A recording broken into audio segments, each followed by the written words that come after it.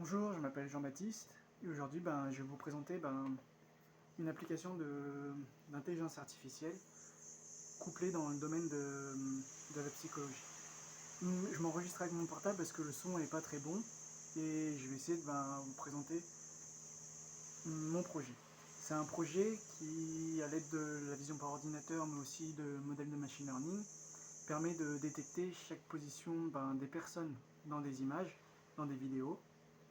On a plusieurs modèles de toutes les parties du corps, que ce soit la main, les doigts, les bras, la tête, les yeux, la bouche, le buste, mais aussi les jambes. À travers toutes ces sorties de features, qu'est-ce qu'on va faire? On va tout simplement essayer de regrouper plusieurs parties, ou alors essayer, à l'aide des différents domaines de la psychologie, définir des comportements de la personne. Alors, ce qu'il faut faire attention, c'est que tous ces comportements, ils sont issus de laboratoires. Ils dépendent de variables, et que forcément, ces variables, elles peuvent être présentes ou pas dans la vraie vie. Du coup, il faut vraiment faire attention. Toutes ces features et tous ces comportements, on s'est basé sur de la littérature de papier scientifique. Le programme, le site web, qu'est-ce qu'il va faire? Il va sortir tout ça. Il sort les détections des modèles, il explique un petit peu ce que ça fait, il fait une définition, et ensuite, on définit ça et on cite les papiers. Là, pour l'instant, on est sur le site, on est sur la page d'accueil, et c'est un projet qui aujourd'hui n'est pas vraiment disponible. Pourquoi? Parce que le calcul de modèles de machine learning, ça prend énormément de ressources, et que ces ressources sur un serveur, ça demande de l'argent. Aujourd'hui, je vais essayer de vous présenter ce projet avec la fonctionnalité image. Tout simplement parce que la fonctionnalité vidéo, ça prend énormément de temps, c'est très long, et qu'aujourd'hui, dans ce projet, on n'a que les vidéos avec les modèles de machine learning, et plus tard, peut-être, on aurait ce projet mais en temps réel avec des calculs de features. Tous les modèles, ils ont été testés et annotés sur, on va dire, une surface de 2 mètres carrés ou alors 5 mètres carrés. Pour cela, on utilise MediaPipe. MediaPipe, qu'est-ce que c'est? C'est des modèles, c'est un framework de Google, open source, qui utilise des modèles de détection de personnes dans des vidéos.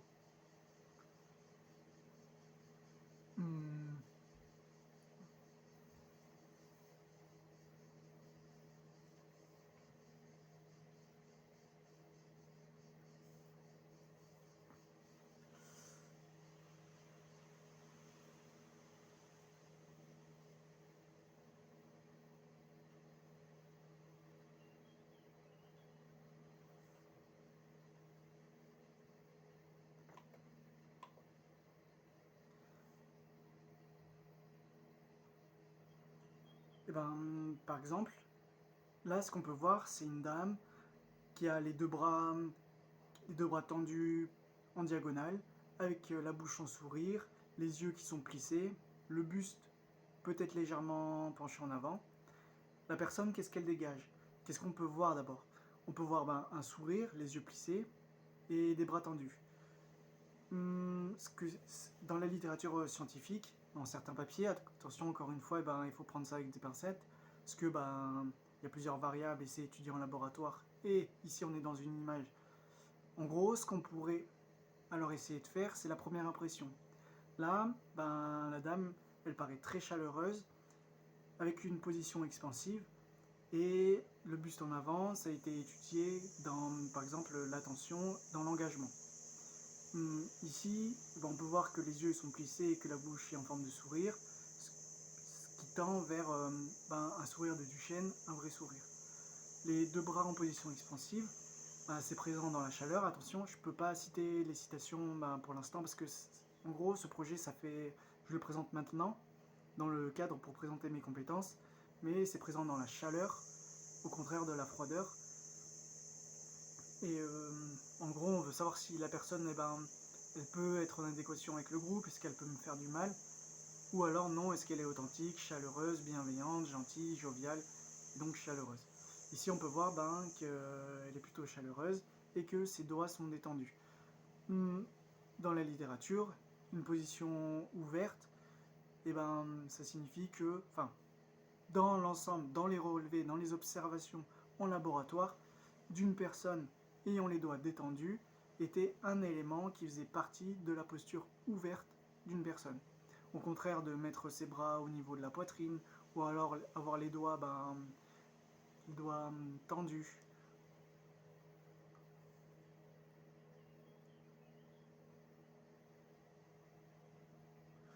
Du coup, on va essayer avec les images.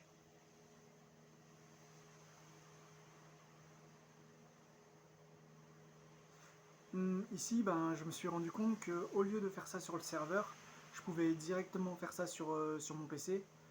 Parce que il y avait quelques bugs et que... Bon, je les ai réparés, mais il y avait quelques bugs. Et le problème, c'est qu'il fallait que je réactive le serveur, que je fasse les push, les déploiements, ainsi de suite. Du coup, en utilisant sur mon PC, c'était peut-être plus rapide et plus simple à débugger.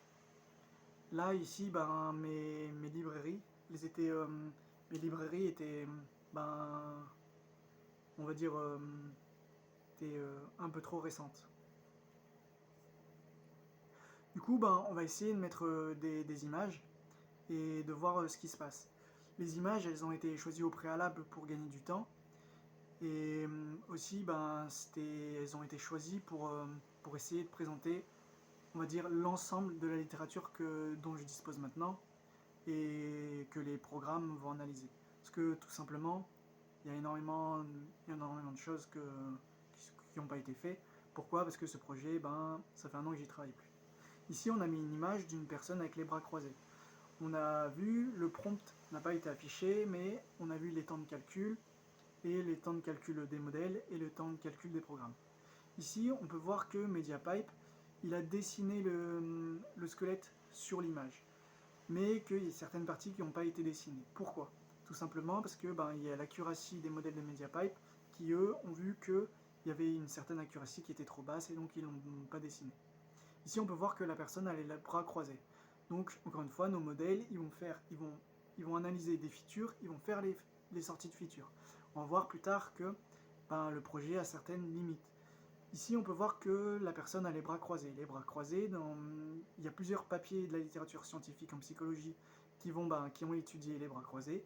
Et les bras croisés, ça peut avoir été observé, relevé comme étant de la distance, comme étant présent dans la persévérance, dans la défensive, le rejet, la vigilance, l'inflexibilité et l'inflexibilité. On n'a pas tous les papiers bien sûr, mais on a des citations qui ont étudié les bras croisés dans certaines conditions. Et du coup, nous, on les a répertoriés sur ce projet. Encore une fois, c'est simplement de l'informatique, c'est de l'intelligence artificielle, et que pour l'instant, on n'a pas fait d'inférence, et que c'est simplement une image. Ici, on pourrait dire la première impression, ou alors qu'est-ce que la personne renvoie, et pas ce que la personne ressent. Du coup, là, la personne peut renvoyer de la distance, de la persévérance, ainsi de suite. On voit que le modèle d'expression faciale, il a détecté une expression faciale neutre. Nous, notre modèle d'expression faciale, j'avais pas les compétences ni l'envie de le faire sur l'instant là-bas, dans le passé, ok, parce que on a réussi à avoir un modèle d'expression faciale qui était assez performant et assez bon, que je trouvais bon, qui a été fait qui a été publié sur GitHub en open source par des doctorants.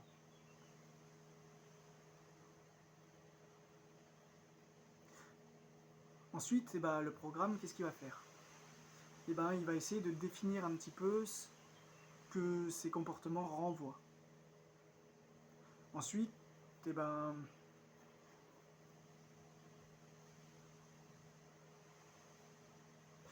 on a plusieurs parties, on a 4 parties. Une partie où on détecte les features, une partie où on dit ce que c'est que ces détections de features, une partie où on va un petit peu définir ces ensembles de gestes, si c'est des gestes par exemple des emblèmes, de la main, si c'est la communication, si c'est des émotions, et on aura une barre latérale qui nous permet de voir toutes les citations. Ici, on peut voir que la recherche de citations, c'est quand même assez compliqué. Pourquoi? Parce que il faut faire une arborescence, il faut être rigoureux, il faut tomber sur les bons papiers. Et ici, on va voir que il n'y a qu'une seule citation, ce qui n'est pas vraiment très rigoureux. Et enfin, on verra une quatrième partie avec tous les relevés des modèles. On va voir qu'il n'y a pas tous les modèles. Simplement parce que sur un serveur, moins il y a de modèles, moins ça va coûter de l'argent et plus ça ira vite. Du coup, on a mis que les modèles essentiels. Nos modèles de machine learning, eux, ils ont été testés et annotés sur des vidéos YouTube. Tous ces tests, ils peuvent être critiqués. Tout simplement parce que nous, ce qu'on a voulu faire, c'est annoter notre modèle via la vie réelle et non pas tester nos modèles sur le modèle. Du coup, ça peut dire que nos modèles, notre accuracy est peut-être pas bonne, mais qu'elle reflète la vraisemblance. Ensuite, ce qu'on peut voir, c'est que la personne, elle peut être perçue comme étant distante, fermée, persévérante, dans un contexte de réussite, mais aussi sur la défensive, comme dans un processus de rejet, ainsi de suite. Ensuite, ici, comme on l'a dit, c'est le troisième bloc. Là, on peut voir que les bras croisés comme étant de la distance, ça peut être un élément à valence négative. Ça pourrait être un item de catégorie comme étant de la communication. La communication. Ensuite, on a la navbar la sidebar qui se met. Encore une fois, on voit que on n'a qu'une seule référence, ce qui n'est pas vraiment rigoureux. Et ce sont eux qui l'ont étudié, et il faut faire attention parce qu'il n'y a qu'une théorie, il n'y a pas de théorie contre, il n'y a pas d'arborescence, c'est-à-dire qu'il n'y a pas de théorie qui vont dire oui, nous aussi on a trouvé ça, ou alors on a trouvé et ça va dans leur sens, ainsi de suite.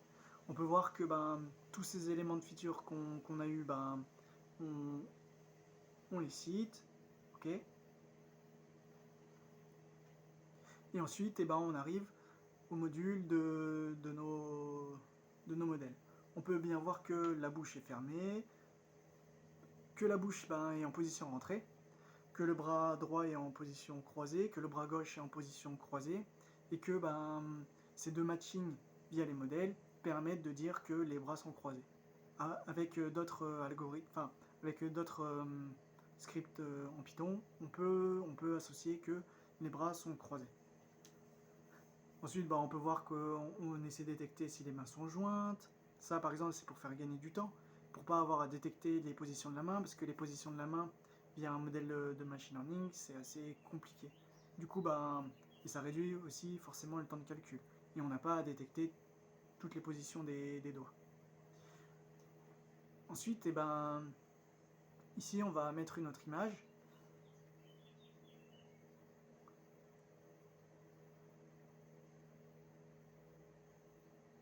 Ce qu'on va voir, c'est que dans notre panel d'images que l'on a mis, on n'a pas les items, par exemple, de position restrictive, on n'a pas les positions d'émotion, on n'a aussi pas la fréquence des yeux qui pourrait montrer une certaine surcharge ou activité mentale, ainsi de suite.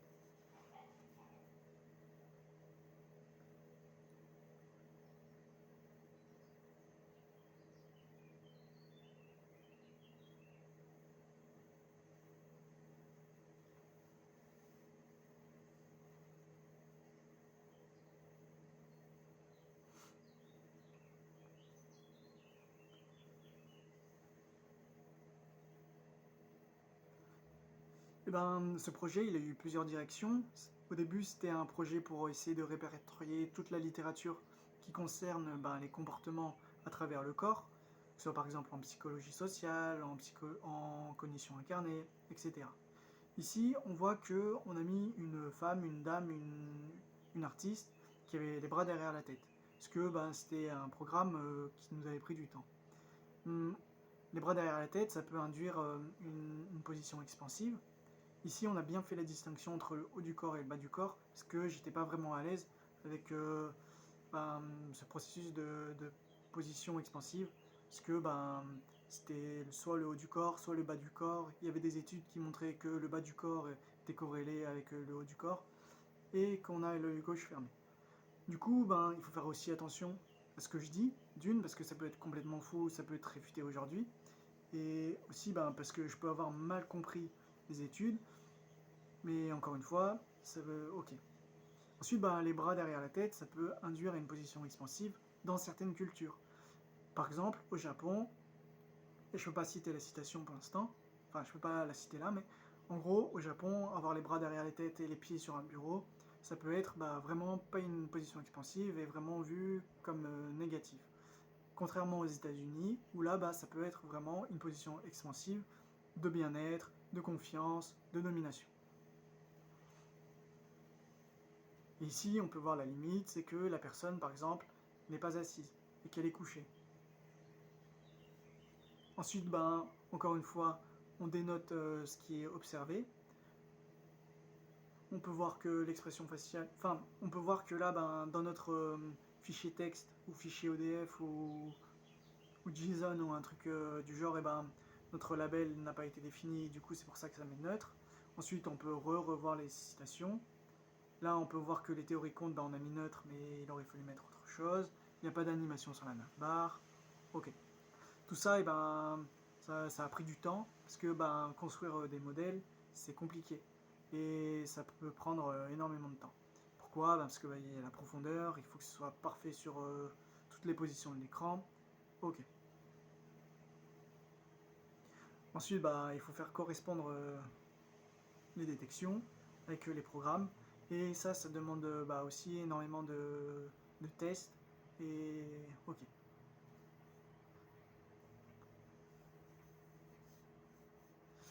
Je présente ce projet parce que j'essaie de mettre en avant mes compétences. Ok.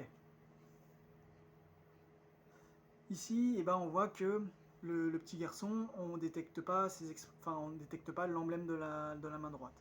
Cependant, notre modèle, lui, l'a détecté. Pourquoi? Parce que dans notre fichier texte, ODF ou JSON, ou je me souviens plus, mais l'extension la plus basse, en gros, là on voit bien que notre one end droite détecte bien un 3. Parce que dans la littérature, c'est un peu compliqué de trouver un papier qui va vraiment définir tous les emblèmes de son pays.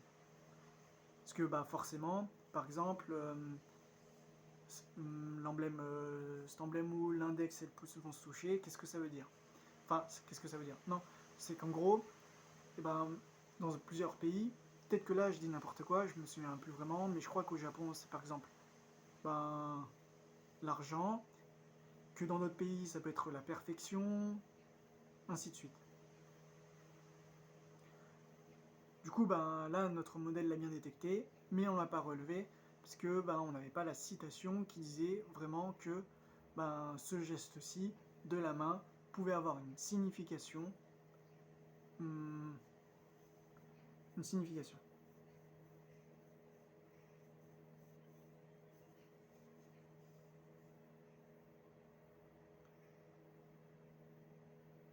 Donc là, le modèle l'a bien détecté. Un modèle de la main, c'est assez compliqué à faire, c'est même très compliqué, parce qu'il y a énormément de signes, de features. Du coup, on s'était un peu réorienté vers les positions des doigts, pour ensuite faire un dictionnaire de la position des doigts. Le problème, c'est que ça ralentit énormément. C'est-à-dire que chaque modèle des doigts, et puis les features n'étaient pas corrélées. C'est-à-dire qu'on ne peut pas superposer l'index sur le majeur. Tout simplement parce que les features sont un peu... Enfin, en tout cas, ça donnait pas des bons trucs. Et du coup, on pouvait aussi le coder à la main, mais le code à la main, c'est aussi très compliqué. Du coup, on a un modèle de la main qui est pas mal, mais pas parfait. Et c'est pour ça qu'on a des modèles des doigts.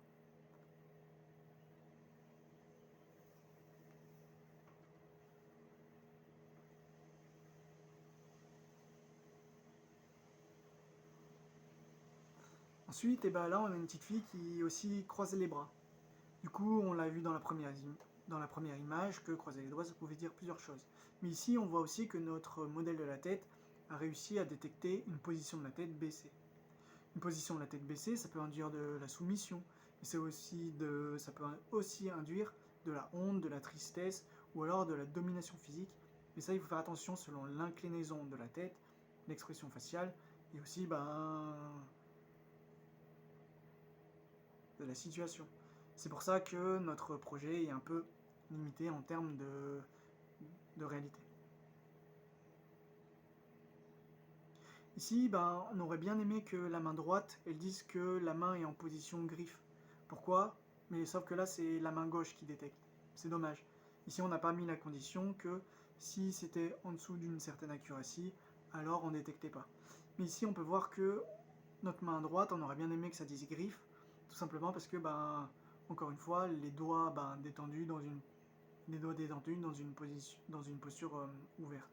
Du coup, ça peut aussi refléter, ça a été étudié ou observé comme pouvant refléter une émotion négative. Ou en tout cas, dans les postures ouvertes, ils disent bien que les doigts détendus font bien partie de la posture ouverte. Mais c'était dans certaines conditions où les personnes pouvaient être debout ou assises, si c'était un homme ou une femme, etc. Ensuite, on a mis une autre image. Qu'est-ce qui se passe?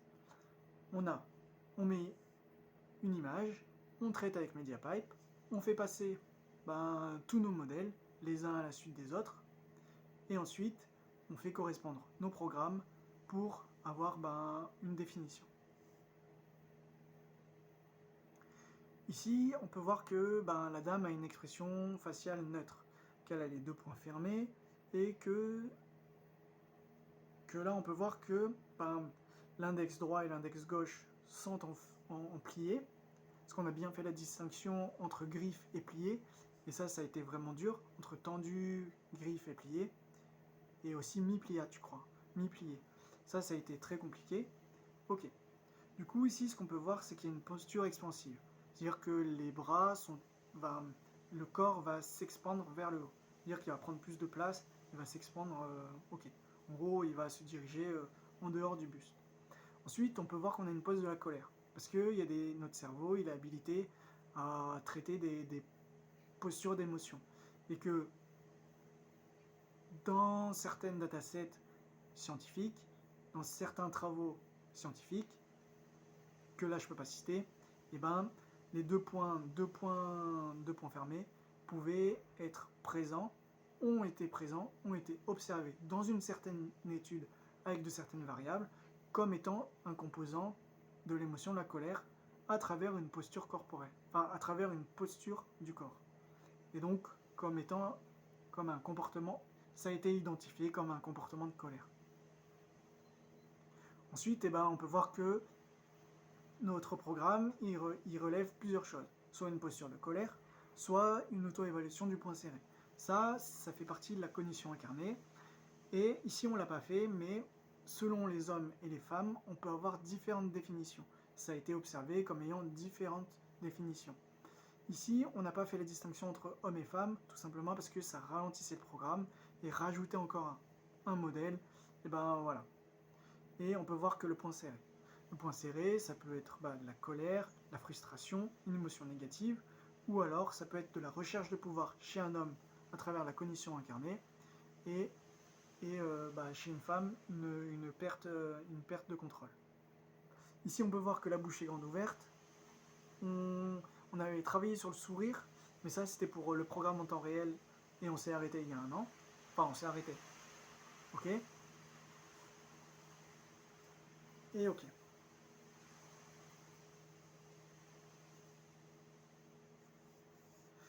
Ensuite, on a remis une image avec une posture de colère. Cependant, ça ne l'a pas détecté. Pourquoi? Sûrement parce qu'elle était de profil. On voit bien quand même que nos deux... on voit bien que ici, notre index droit n'est pas très bon parce que ça dit droit bas alors que c'est pas du tout droit bas. Ça nous détecte bien le profil. Ok.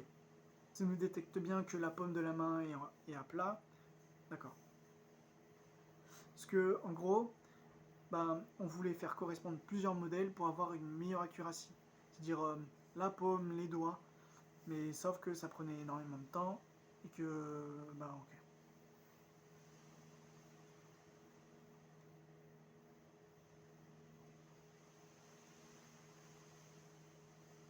Ensuite, là, on a un monsieur avec le doigt tendu en bas. On peut voir de la joie bouche. Donc encore une fois, il y a une limite. On voit que ok. Mais on peut voir que l'index tend en bas. L'index qui tend en bas, on a lu plusieurs papiers qui pouvaient dire plusieurs choses. Ça pouvait dire, ça pouvait être temporel, mais ça pouvait être aussi de la domination. Mais ça, on l'a pas vraiment mis. Et du coup, je ne sais pas si ça le détecte ou pas, et je ne sais plus si je l'avais mis dans la littérature. Donc encore une fois, modèle IA, modèle MediaPipe, nos modèles, nos programmes, sortis avec citation. Enfin, construction HTML, ok. Ensuite ici, on a mis une position akimbo, parce que MediaPipe va aussi détecter sur des images de dessin.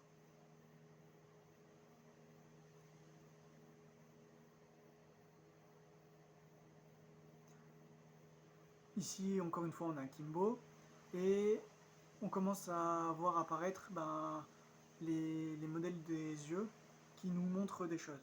Ici, encore une fois, on voit que ça n'a pas été terminé et que la littérature n'a pas été remplie, tout simplement parce qu'il y a énormément de choses qu'on détecte, mais on ne peut pas forcément les citer. Et du coup, ça passe à la corbeille.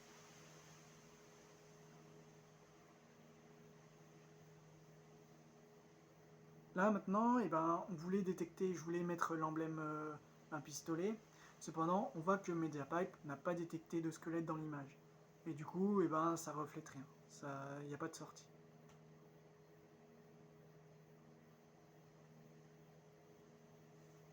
Là, on a voulu montrer l'emblème dos d'honneur et on détecte bien une expression faciale de colère.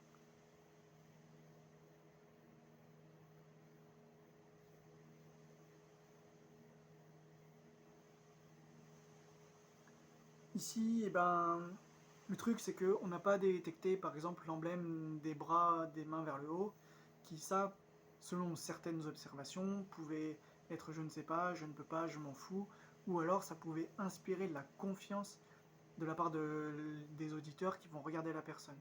Encore une fois, il ne faut pas prendre ça au pied de la lettre, il faut vraiment lire les textes scientifiques. Ok. Ensuite, on peut voir qu'il y a une position expansive. Les positions expansives, ça peut être soit de la domination, soit de la chaleur humaine. Et ici, on voit que c'est tendu horizontalement. Les deux jambes, elles sont rapprochées. Ici, je l'ai enlevé, mais normalement, j'avais bien fait la distinction parce que j'étais pas à l'aise avec l'expansivité au bas. Ok. Du coup, et aussi, on voit que la tête est légèrement relevée, ce qui peut induire, selon certains travaux, plus ou moins récents, infirmés ou pas aujourd'hui, de la fierté, la domination, la fierté, la domination sociale, ainsi de suite. Oh, j'ai une crampe.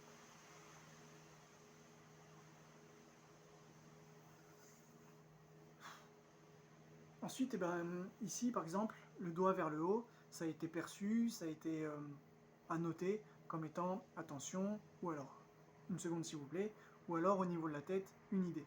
Ici, on voit bien la limite du projet avec la profondeur. C'est-à-dire que le doigt, il est vraiment en avant de la tête, et que nous, ce qu'on a dit, c'était que c'était plutôt aux hauteurs de la tête.